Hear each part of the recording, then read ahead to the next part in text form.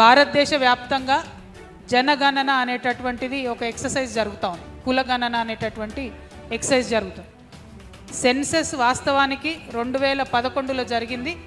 ప్రతి 10 సంవత్సరాలకు జరగాలి అంటే 2021లో జరగాల్సి ఉండే. కానీ 2021లో కోవిడ్ వచ్చిందని చెప్పి జనాభా గణన చేయకుండా వదిలేయడం జరిగింది. ఆ తర్వాత సందర్భంలో ఇవాళ భారతదేశ వ్యాప్తంగా జరుగుతున్నటువంటి చర్చలో భాగంగా బీసీలకు సంబంధించి గణన కావాలనేటటువంటి డిమాండ్ అన్ని రాష్ట్రాల్లో కూడా వస్తున్నటువంటి సందర్భంలో మరి కేంద్ర ప్రభుత్వం కూడా మేము కులగణన చేస్తామని చెప్పి చెప్పడం జరిగింది. వారు కులగణన చేస్తామని చెప్పగానే అందరం కూడా వాస్తవానికి ఆశ్చర్యపోయినాం. ఎట్లా బుద్ధి వచ్చింది ఇట్లా వీళ్ళకు సడన్గా కులగణన ఎట్లా చేస్తా అన్నారని. ఎందుకంటే కులాల వారీగా గణన చేసినప్పుడు భారతదేశంలో ఉన్నటువంటి కమ్యూనిటీస్ అన్నిటి గురించి ఒక్కసారి లెక్క నిగ్గు తేల్చుకున్నప్పుడు వారికి ఇస్తున్నటువంటి బడ్జెట్ ఎంత, వారికి వస్తున్నటువంటి ఉద్యోగాలు ఎన్ని అనేటటువంటి ప్రశ్నలు సాధారణంగానే వాటిని వెనక నుండి బయలుదేరుతాయి. కాబట్టి మరి కులగణన అనేది మంచి కాన్సెప్ట్ అని అందరు కూడా సంతోషించినాం.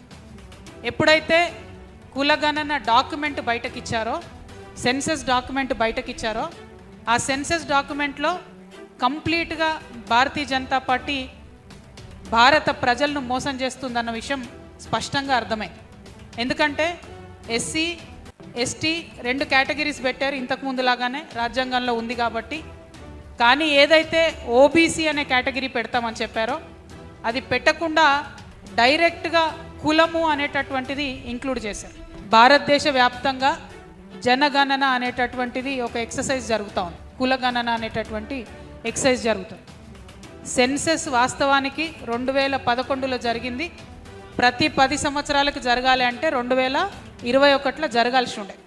కానీ 2021లో కోవిడ్ వచ్చిందని చెప్పి జనాభా గణన చేయకుండా వదిలేయడం జరిగింది.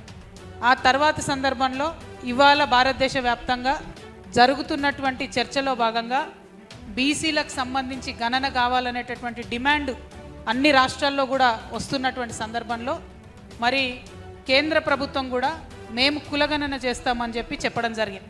వారు కులగణన చేస్తామని చెప్పగానే అందరం కూడా వాస్తవానికి ఆశ్చర్యపోయినాం.